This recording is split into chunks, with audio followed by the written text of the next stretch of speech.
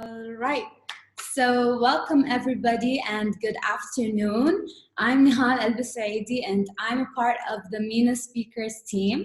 So, basically, this webinar series is called Women Who Inspire, and it's basically an initiative led by leading speakers and MC bureaus in the region.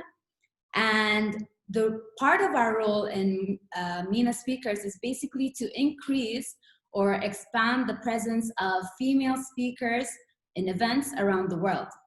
Now, the reason we chose this particular month to hold this webinar series is because it leads closer to the date of the 28th of August, which is also known as Emirati Women's Day. Now, that's why we gathered up several female speakers to come and share with us through this webinar series. Now, today we have a very special guest who goes by the name of Maya Hawary, and she is going to be talking to us about embracing you through emotional intelligence.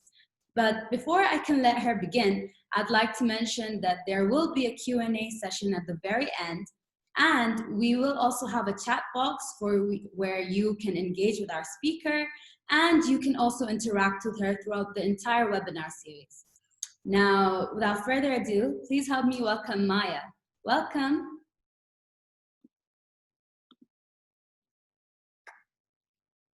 Assalamu alaikum wa rahmatullahi wa barakatuh. Wishing you well. What a beautiful afternoon today. Thank you so much for those who have joined us. It's an exceptional time. Usually 1 to 2 people are at work. For those who have joined us, it's a pleasure having you.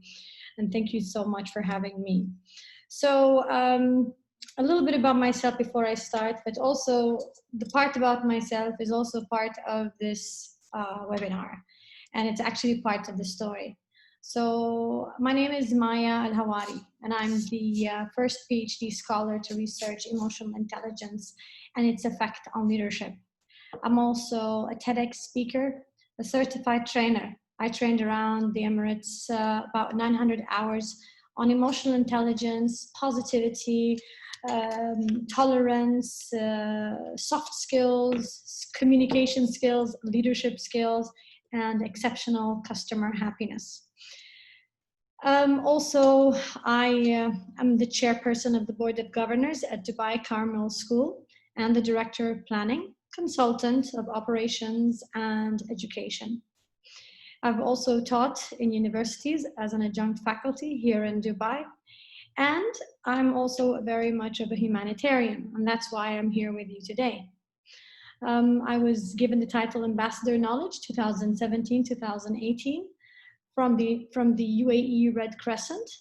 And in 2019, I was given the title Tolerance Knight, and that's under His Highness Sheikh Abdulaziz bin Hamid Al-Naimi. I was chosen from among the 50 social media influencers to raise awareness on tolerance.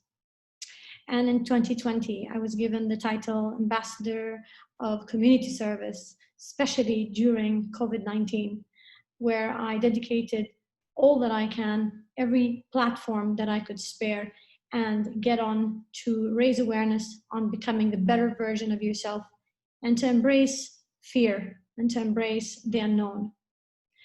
Now, I say this story, I say this whole introduction just to highlight that success only comes after struggle. Success only comes after hard work. When you say you want to embrace you through emotional intelligence, it means that you find your best self, the best version of you through emotional intelligence.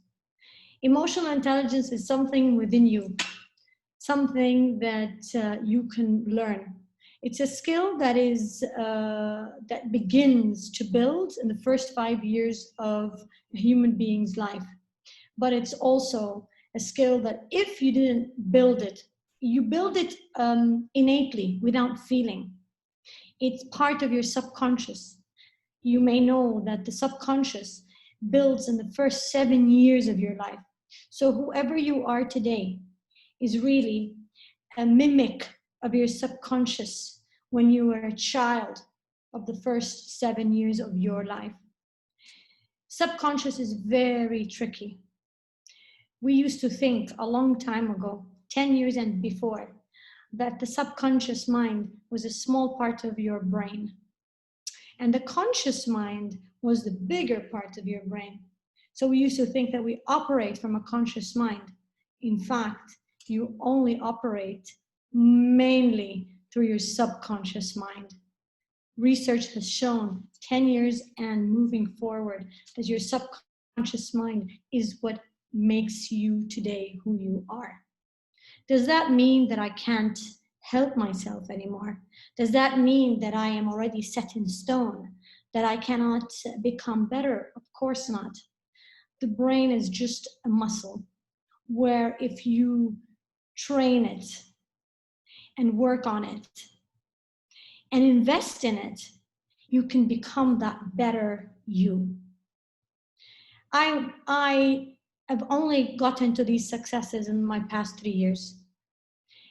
I look forward to more, and I'm very hopeful, but it only came from a series of struggle. At the time I was, this is a story of about 10 years in the making. I went through depression for 5 years, and then I really hit rock bottom. To me, it was, you'd think, Maya, you're an educated woman. How can you allow yourself to go down that deep?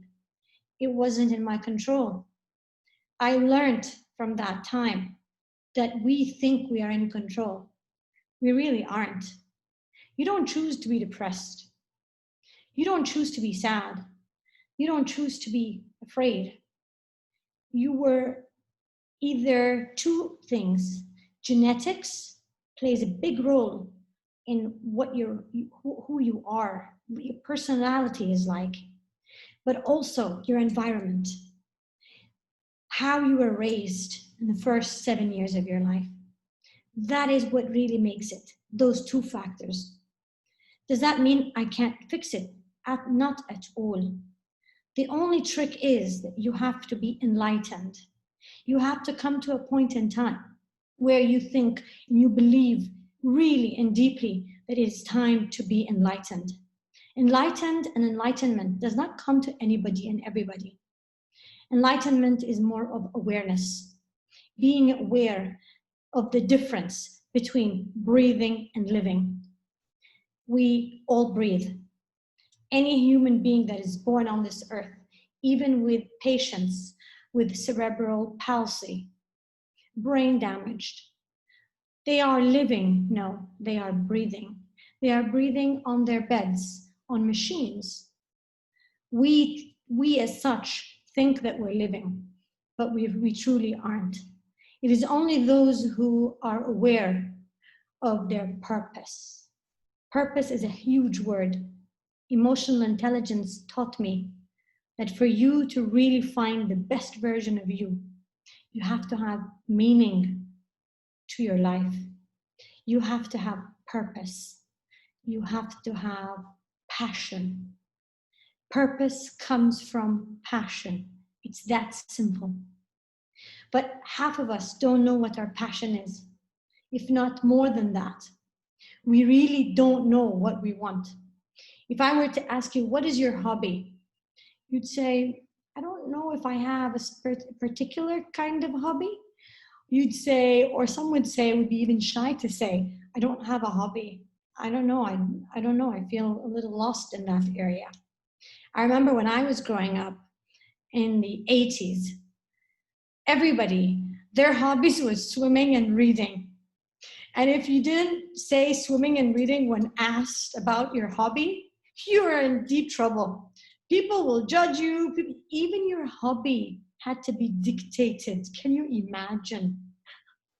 So you're in your mind, and the environment makes you what they want you to be, not what you really are. We every day wake up in the morning and we wake up to please. We think that, and we believe that people are going to judge us. So if I don't do this in a certain way, or if I don't act in a certain way, if I don't if I don't keep smiling, and one day, God forbid, I'm sad, people will question me, what's wrong with her today? What's going on? Are you okay? Are you okay? And if you ever utter like, please God, leave me, people will say, oh my God, she's changed on us. She's a different person. People always want to see that image. They want you to maintain that. But is that the reality? Not at all.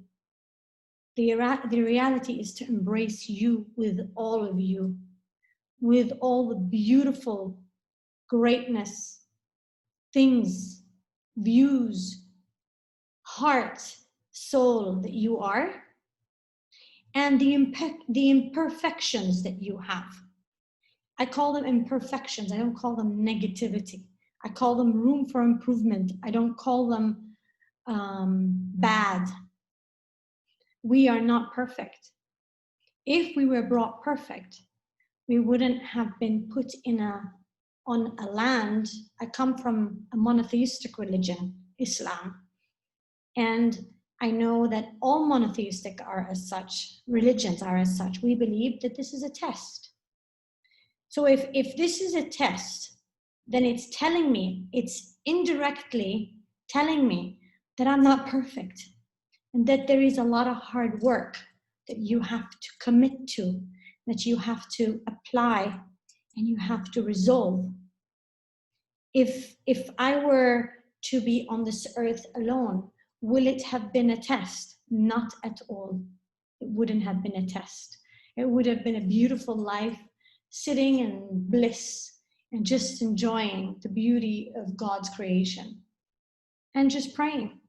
But once you add another individual to this earth, that's when your test begins. It's not a test of faith, I think, and I believe. It's a test of patience.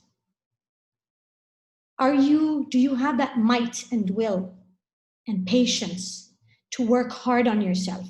Mind you, everything needs patience, everything. In fact, you only know that you've learned patience after a bad time has passed.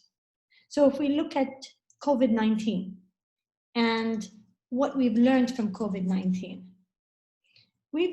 some people have come out with triumph. Some people have come out normal. Some people have come out depressed. And others came out amazing with their families. Some people wrote books. Some people drew portraits.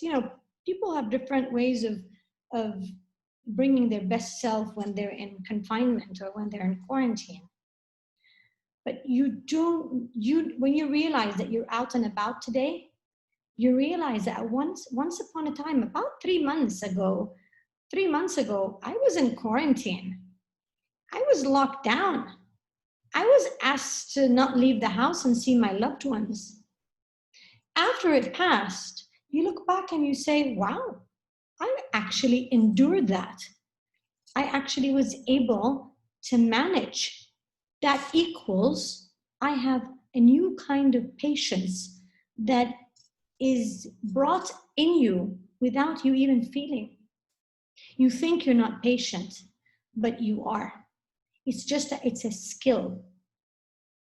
It's a skill that you start learning when you're aware of your life. When you know you're not breathing, but you're not just breathing, you're actually living. When I went through my first depression, and I say that because it was the Great Depression, 5 years. I remember within those 5 years, I thought of hurting myself twice. I'm a mother of 3 children. At the time I was married. And my third child is a special needs. And I remember when I thought of attempting, I thought to myself, oh my gosh, what am I gonna do with this child? What am I gonna do? Where is she gonna go? Maya, hang in there. And I spent the 5 years researching what's going on in my head. What is the issue with me? Why am I so down? And obviously it was triggered by the death of a dear friend's child, and she was about 18 years old, 17 years old when she was about to enter university. She had a car crash. It tumbled. All people in that car lived except for her. And it was only then that somebody almost slapped me in the face and woke me up, the awakening. And it was only then that I began questioning why. Why are we here? You know, there's a saying that there are two things, Mark Twain, that there are two things that the most important questions. And one of them is, I want to know, he says, the day I know why I'm actually on this earth, why was I born? He actually says that. And that question keeps stirring up in my mind. And at the time, it stirred up all the time. And I come from an Emirati background, obviously. And in the Arab culture, we think that and we believe that it is taboo to get help, medical attention. And I thought to myself, no, I'm not crazy. I can handle this and I can do this. So I decided not to see a psychiatrist. I decided to take things on my shoulders and deal with my pain and agony and try to understand what's going on. It took me 3 years to get it. And that's when I stumbled upon the notion of emotional intelligence on YouTube. And at the time, it was 2012, nobody was speaking of emotional intelligence. It was just a 7-minute video. In the Arab world, it was only a 7-minute video that caught my attention and eye. And that's when my research started. Emotional intelligence is a science that only if we knew how important it was. Emotional intelligence is 5 things. Number 1, who are you? What are the beautiful things that you have? All the positives. Get a pencil or paper and jot them down. What are the most beautiful things or qualities that I have? What are they? Can you describe yourself? And it's not that I have green eyes or blonde hair. And it's not that I like red or green or like machbous or biryani. No, it's the beautiful, untouchable qualities that you have. So I'm a great communicator. I am able to convince. I have that diplomacy. I have curiosity, academic curiosity. So there's a difference. Some people are curious in people. I was more curious in academia. And that's what helped me come out of the worst. I always call them the gutter. You know, when you're pulled out, it was the best gutter I've ever been in. Today, I feel so blessed that it was the best time that has ever happened to me. That things that you think that things are bad, but there is a bigger purpose for them. So positives, the best things I have. And what are some of the things that I want to change? I'm not patient. I had a temper. I was very afraid. I had that. I always questioned why is this? I tend to go through sad worriness and sadness. You know, we have those streaks. And so when you actually think about it, do we really take some time out of our lives to fix us? Not just to fix the things that need to be improved, but also to improve on the best qualities that we have. So if you have something that you're really good at, if you're a painter, a singer, a mechanic, you code very well, you are talented in a way, you're a writer, you go do it. Why wait?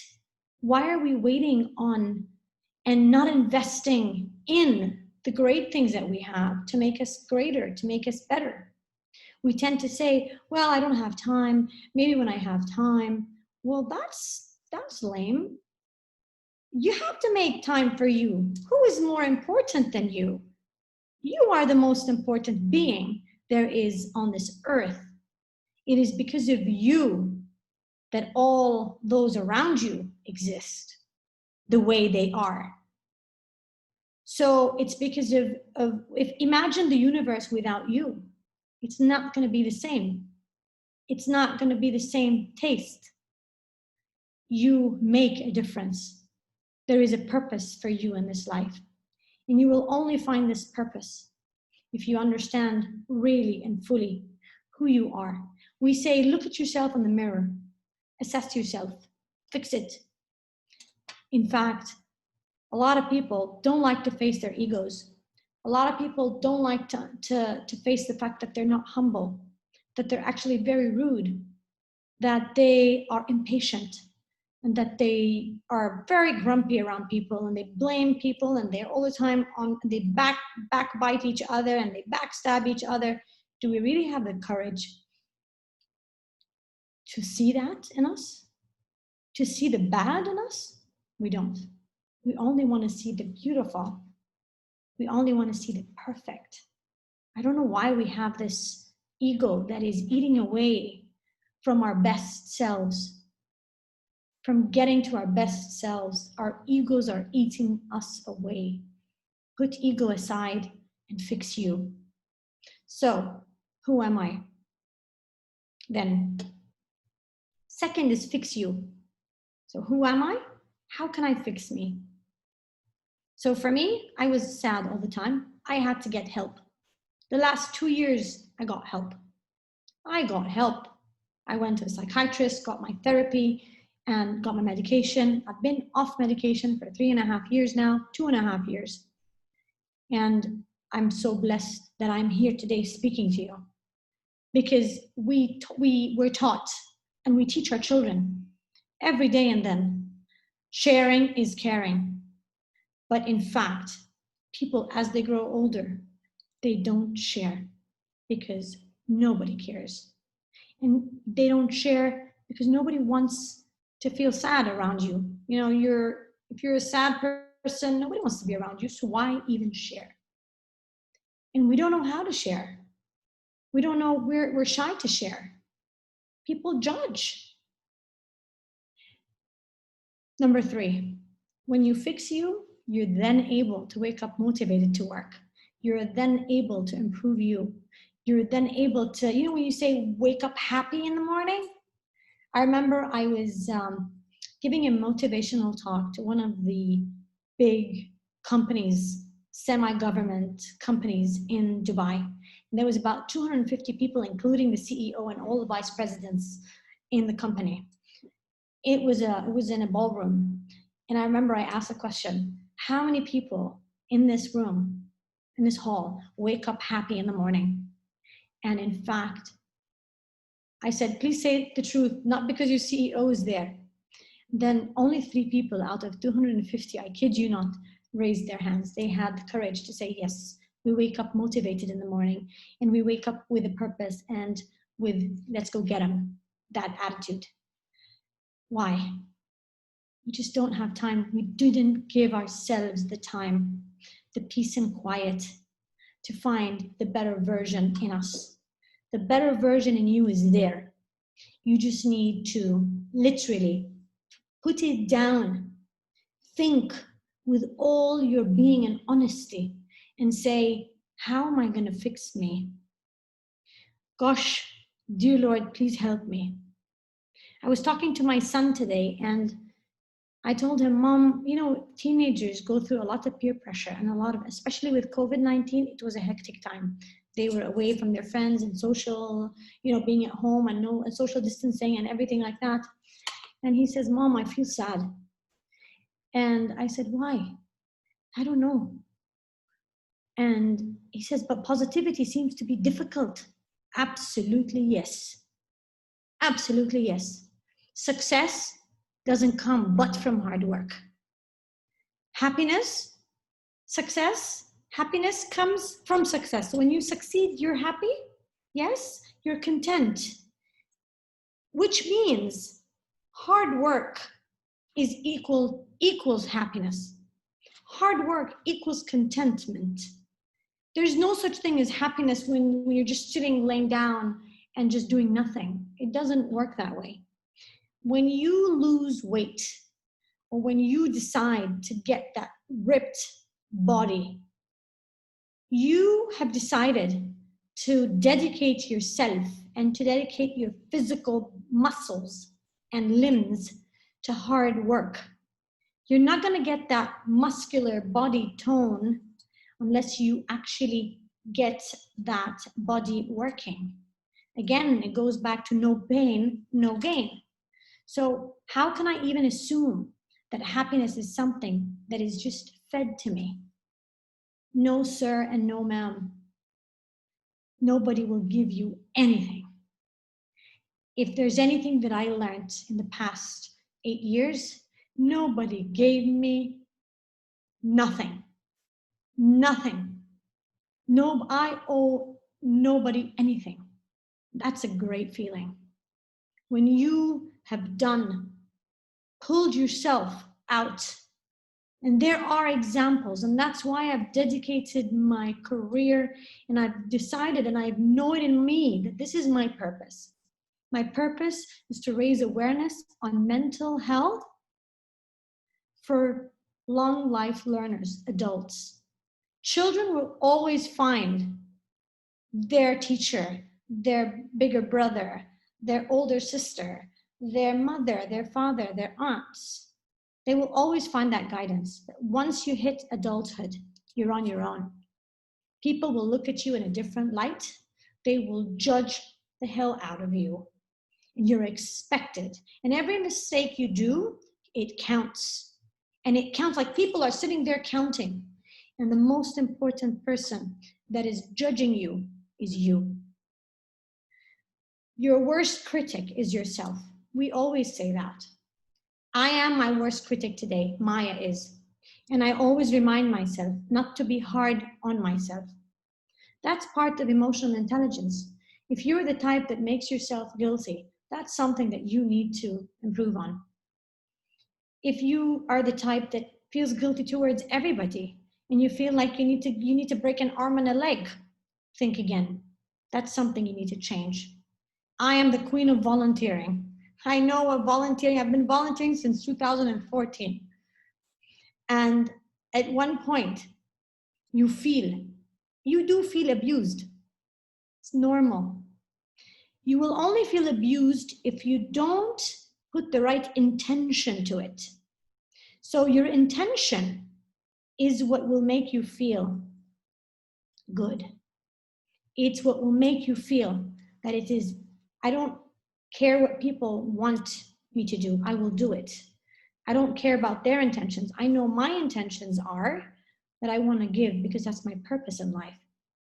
But it also doesn't mean that you give all your all, because at the end of the day, you do have a certain limit of health. Your body needs time to heal. If you give all the time, you will feel exhausted, like literally, physically. So you have to know, again, to put your limit without feeling guilty, which means you have to learn how to say no diplomatically without having to explain yourself. Can you do that? Well, that's emotional intelligence. So who am I? How do I fix me? Now I wake up motivated. Am I motivated to go to work or even to wake up in the morning? Then the last two is understanding society and handling society. So when you fix you and you're able to become this amazing, soul, you know what you want, you know where you're headed, you know you're working on 4 or 5 things at the same time. You're working on career, you're working on your best self, you're working on your body. By the way, working out is the best meditation. Walking meditation, especially, is what I do. And I walk in the wild, I walk outside. And your body adjusts to the heat. It doesn't become hot anymore. It becomes the blend between man and the universe. You think it is hot, oh my gosh, how do you do it? No, it's very therapeutic. It takes from you and it gives you. So working out is also a very important part of bringing the best out of you. And obviously meditation. Some people like to meditate with prayers. I'm a Muslim. I do my meditation. For those who follow me on social media, they know that I sit on my carpet, on my praying mat. After my prayers, sometimes I stay up to 2-3 hours with my tasbih, my blessings. I count my blessings. I read, I listen to Quran, and I try to leave this world. And I try to live and throw all my weight and lift all this weight on the Creator. Meditation is the art of breathing and only thinking of that breath and concentrating on that breath and having that oxygen get to the brain and get those get the dopamines, the serotonins, the oxytocin running, so you're able to lift yourself up. But you know what? Even breathing is hard work. Even breathing is hard work, because I know you have to really breathe the right way and a number and multiple times to really get to that level where you're stable mentally. And I've noticed that breathing, I don't know if you guys have noticed this, but some people need more breaths, inhaling and exhaling, than others, depending on your mental state and your well-being, where you are at that time.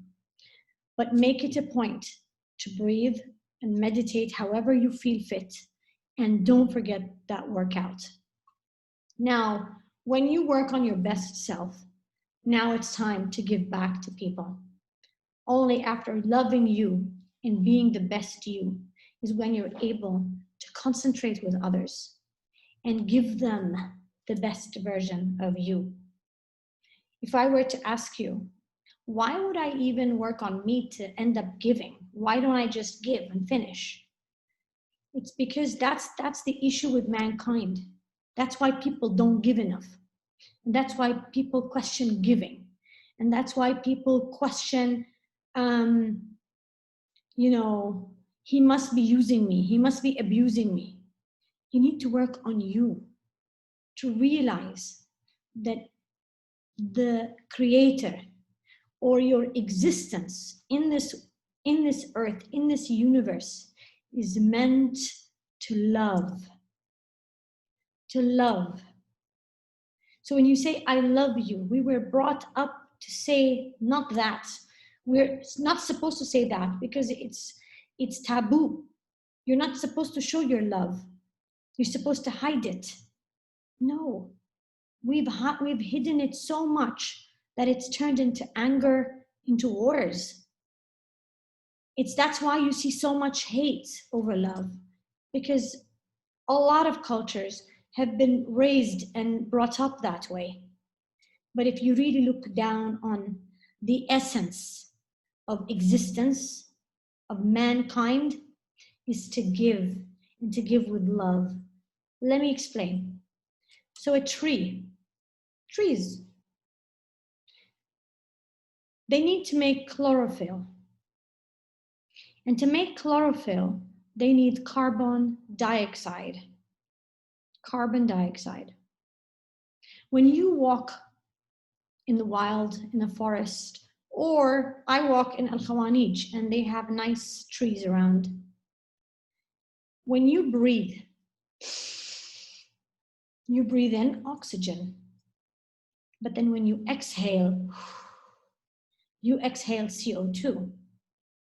The trees and any green takes in the CO2 to build that chlorophyll and then breathe out oxygen for you to breathe in that back. It's so wonderful how love is shown in just that. And that's just that. The love of the universe to you. The sun rises at a time and it sets at a time. That's love. It's doing its job. It's serving that purpose. It's not letting you down. But human beings, only if you would understand the importance of love, you would never let anybody down, and you would give differently. Emotional intelligence means take care of you first, to motivate you to become better givers, lovers to all mankind and to all creatures. To me, I love my table. I even love my walls because they keep me safe. I love my table because I always sit down here and I love it. I actually love it. You can even love your shoes. And the shoes that you love will never wear and tear. I guarantee you. It's because you show it love. You embrace it. The most important person on earth that you need to love is to love yourself first. Can you love yourself? Do you know how to love yourself? Yes. Embrace yourself through emotional intelligence. Get to know you to be able to get to know society. I leave you with a very important lesson that I learned from COVID-19. I learned two things. Number one, self-discipline.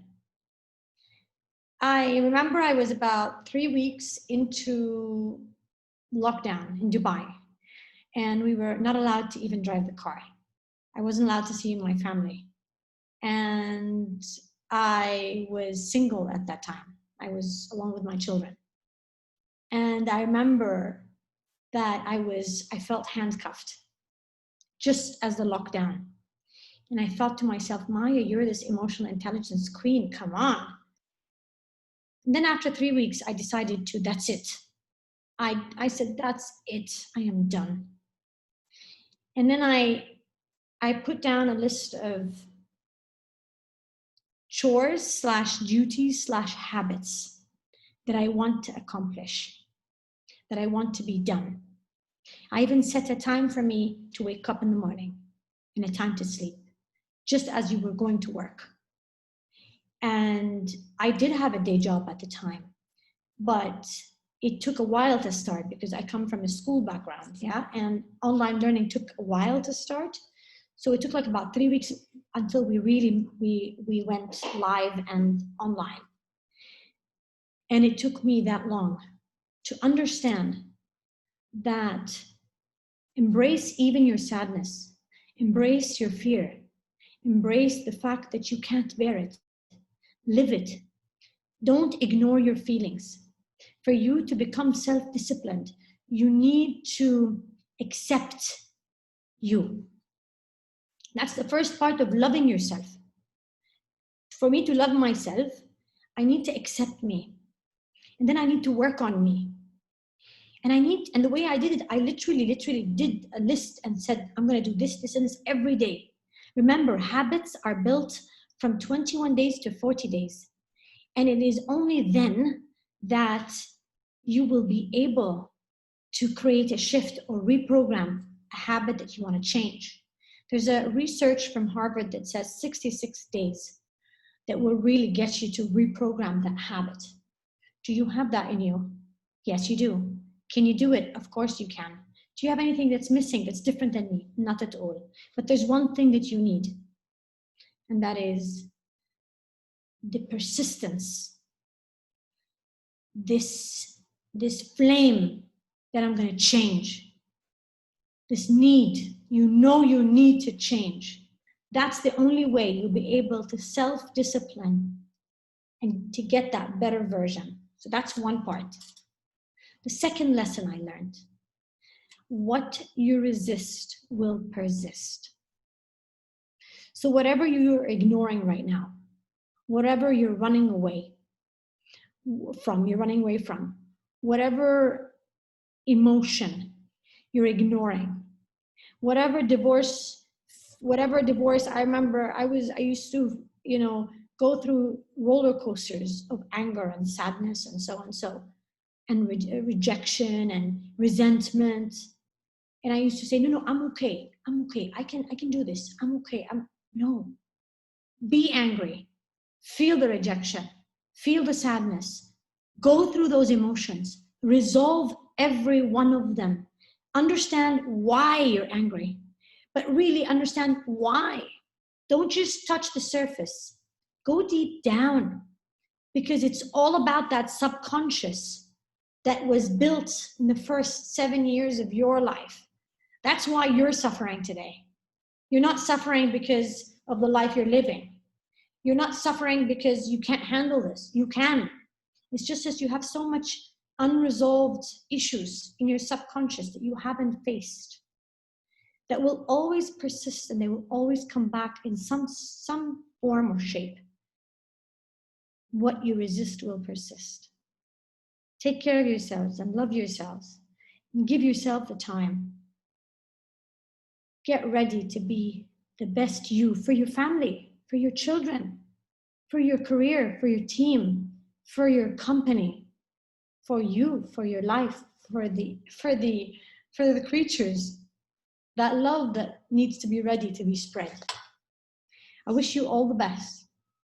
I've been speaking for 45 minutes. I can't even, I just can't understand how time flies. And I'll be more than happy to take any questions that you have or that have come to your mind. You're most welcome. I know we are a small number. If you would like to speak up, or I don't know how, Nihal, you'd like to conduct this, but or chat, please shoot. Thank you so much. The audience can choose to, if they want to speak, and I can turn on their mics if you'd like. Yeah. Oh, you've already been getting some comments so far. If you can see in the chat box, some from Ify. Yes. Nish. Thank you so much. Thank you. Dr. Abir. Yes, of course, Dr. Abir, ya marhaba bik. Thank you so much. She's been so supportive, mashallah. Thank you, Habibti. Love you too. Love you too. God bless you. Thank you. Thank you. It's a pleasure. Thank you. And there's already a question out there for you. Okay. From an anonymous attendee. Would you like me to read it for you, or would you like to? If you want to go ahead and be interactive, why not? Yes, please do. So an anonymous attendee has said, "Thank you, Maya. I have a question. How can I be more emotionally intelligent at work?" Emotionally intelligent at work is the epitome of where we're supposed to apply emotional intelligence. So when we come to say, why do I need emotional intelligence? Why? Is to be able to lead better, is to be able to produce. Our problems is that we don't get along very well, and that's why we don't produce. So if you are a team leader, please understand that leadership is a lonely place. I don't know why I assumed that this person is a leader, because that is a question that usually comes from a leader, usually. I understand. The lonelier you are, the more you need to look into yourself. And the only way to do it, to lead better, you need to lead you first. You need to get hold of you. Go through the 5 things that I gave you. Who am I? It's so simple, but so deep, wallah. Who am I? How can I fix me? Like, how can I control me? Am I motivated? After I do this, do I wake up motivated? Mind you, habits need 66 days. It's a process, it's a journey. Don't forget to meditate. Don't forget to breathe. Breathing exercises. Don't forget to work out. Connect with the universe. Connect with the energy. Connect with creatures. It's so important. I have goosebumps just thinking about it. You know, I will tell you this. I long every day to my workout. because I walk out every workout and walk out in the wild at 5:30 to 6. Today I'm going to go earlier. I will endure the heat because I love it, because I have something at 7. So my schedule actually works around my workout, because I realize the essence of walking or running, but walking especially in the universe, like outside in the air. The gym is great. Do that. Please do that by all means, but don't forget to connect. The other thing, read on emotional intelligence. If you are a read and write type of learner, Emotional Intelligence by Daniel Goleman, that's a great book. It's 101 emotional intelligence. If you are a audio-visual learner, go and say YouTube Emotional Intelligence by Daniel Goleman. He actually speaks about the book for 40 minutes. You want to learn more about emotional intelligence, and let's say you only speak English, say Maya Al-Hawary. I have a 3-hour or 2.5 hours, almost 3 hours interview with Kevin Abdurrahman just on that. And I know that it's gone over 180,000 views. If you're an Arab, also say Maya Al-Hawary in Arabic, and you'll get there are so many sources. Listen to Tony Robbins. Tony Robbins is another guy that has mesmerized me, actually. He hasn't gone to school, university, but he's a self-made man out of misery and struggle. So look at the stories around you. Look at people around you. Try to relate. You're not alone. Once you improve you'll be able to embrace others. Our issue is that we don't have patience. We are just unable to deal with the type of people. You're like, oh my God, the energy they have. Some people walk into your office and you instantly have a headache, or they leave you with this vibe that, oh my God, I feel anxious. I actually have palpitations. That's so true. Leaders have intuition. You are a leader in your own right. Even if you're a stay-at-home mom, you're a human being that is leading yourself. Trust your gut. Trust your gut. Your gut is God. I know this. I've tried this. Gut is God. It's your sixth sense. It's that answer. No means no. But we like to, practice, and we like to experiment, and we fall into traps, but we don't learn from those. So to be emotionally intelligent, you have to be more aware. You cannot be breathing anymore. You have to be aware of everything that you're doing and enjoy the process. Do it with a smile. So there are more questions, and they're all from an anonymous attendee. So one of them comments like, such an amazing session, Maya. You have such a powerful story. How can a young Emirati woman follow your steps to achieve great things? I always have the intention that I try to be a role model for the residents and for the citizens, men and women. When I speak for humanity.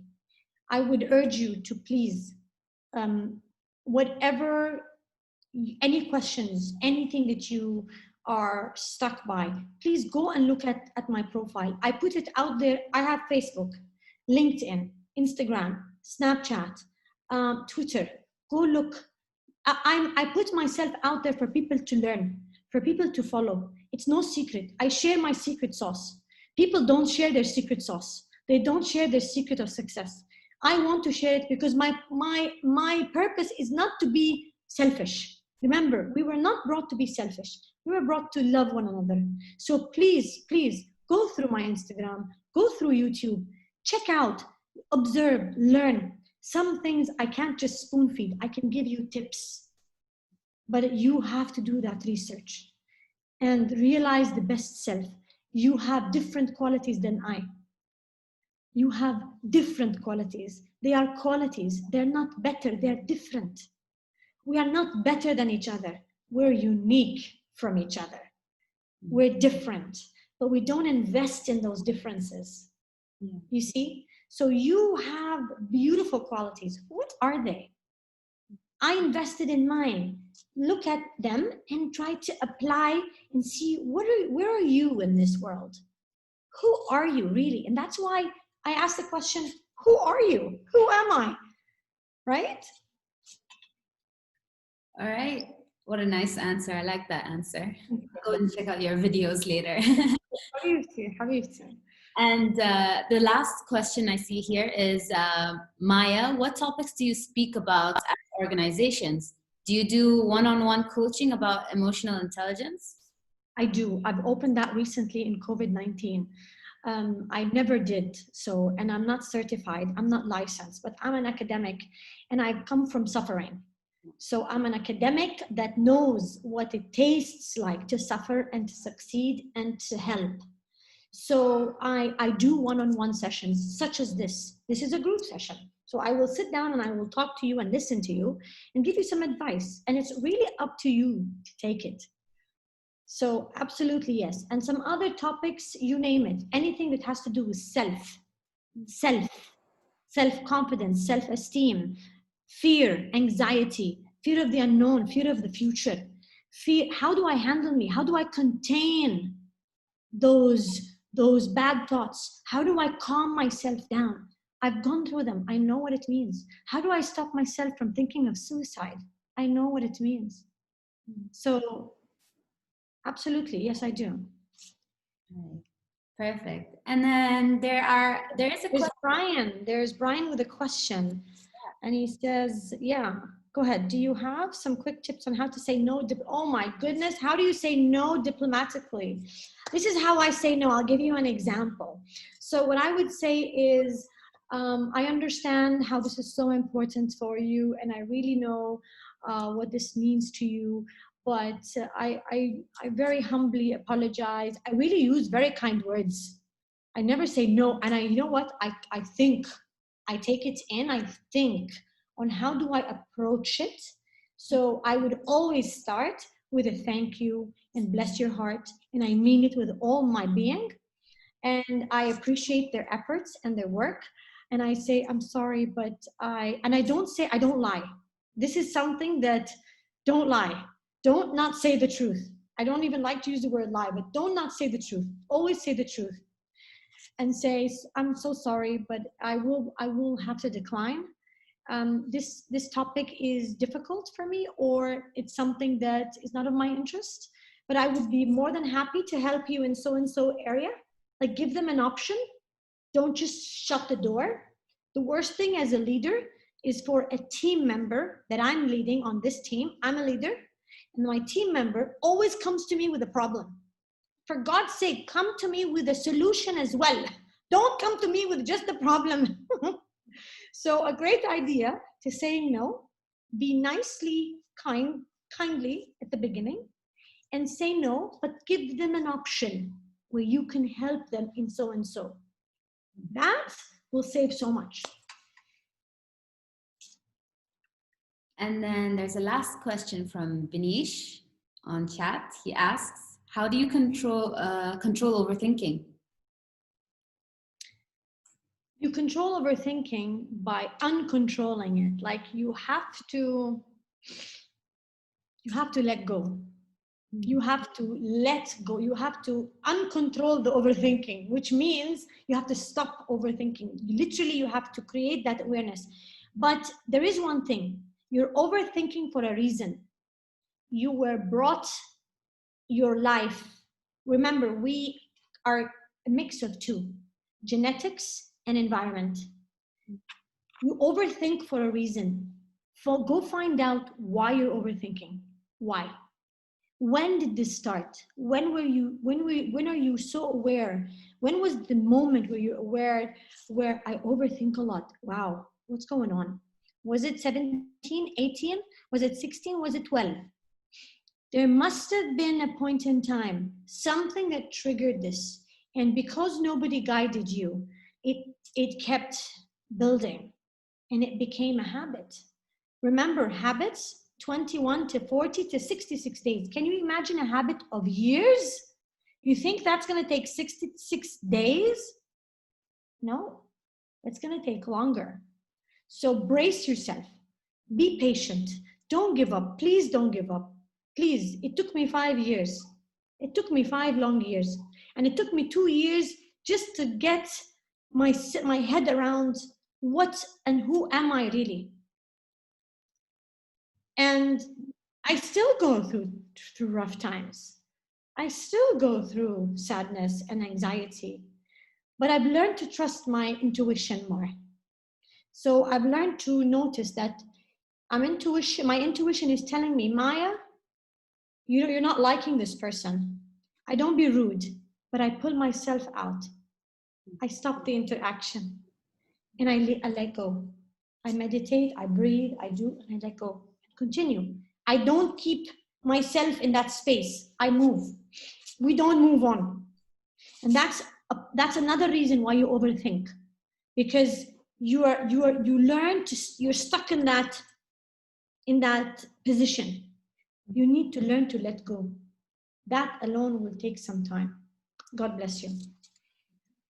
Amazing. And then you have a very last comment from Dr. Abir. She comments on your session. Thank you. Thank you, Habibti, Dr. Abir. God bless you. Wallah, she's so supportive and so sweet, and she always tags me. And today I wanted to repost her story, but then I thought I think I drove people crazy on how many times I sent out notifications for them to be, and it just goes to show that after we finished the session, oh, you didn't tell us. I was like, oh my God, it's been on social media. I felt shy how many times I put it on social media, Always like this sometimes. Where it's like, oh my God, thank you so much. Oh my God, His Excellency Jacob Al Abdullah is within us and with us. It's such a pleasure, and he's in a different time zone. He's from the States, and he must be sleepy. As I think you're probably listening to this very sleepy. But thank you so much, Your Excellency. It's a pleasure. It's a pleasure having you as well. It's a pleasure having everybody. Thank you so much for your amazing webinar session. I truly enjoyed it. And I'm going to make sure to listen to everything you said. You told me to go and told us basically to go videos on YouTube. And also we're going to take a look at your Instagram as well. It was lovely having you. Thank you again for joining us. And thank you as well for the attendees. Thank you for your lovely questions and for engaging and participating. I hope I see you very soon. Inshallah, we're on the 28th, right? I will see you on the 28th. Inshallah. There's one more question. There's one more question. There we go. You said that leadership is alone. There was this theme on the Netflix series, The Last Dance, about Michael Jordan, and they touched the theme of him being a selfish tyrant. Is there no other way to end up like this if you're in a position of a leader? It's such a deep question, and I don't know if Michael Jordan was really selfish. Was he selfish or was he depressed? Sometimes when we're depressed, we tend to be lonely. And the difference between alone and lonely is the positive and negative connotation. So when you say you choose to be alone, but you don't choose to be lonely, the higher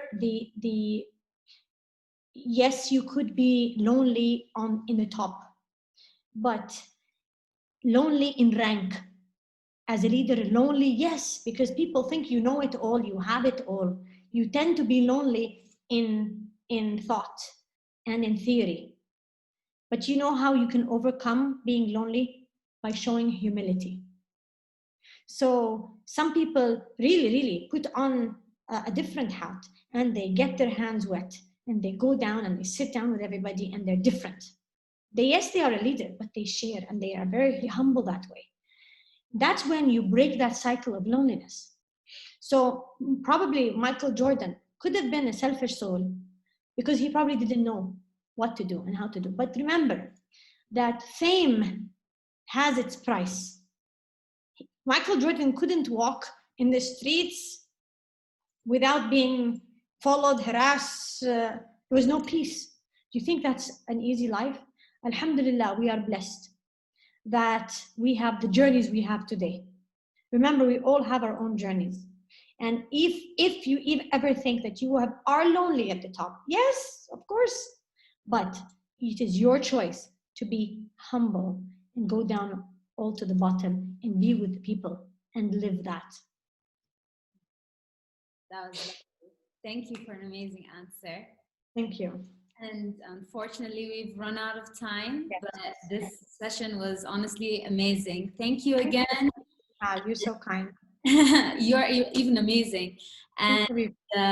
if you loved our speaker, you can always contact or book her through info@mina-speakers.com. And we'll surely get Maya, inshallah, to come and speak to you at any event. Oh, and she even left her at her hand. Yeah, my hangers on all social media platforms. Choose whatever you find fit, and everything is the same actually, because different audiences, different preferences. So Yeah, definitely. So, all right. Thank you so much. And goodbye. And thank you again for everything. Definitely loved yeah, the whole you're most session. welcome. Thank you for everybody. Thank you. Bye bye.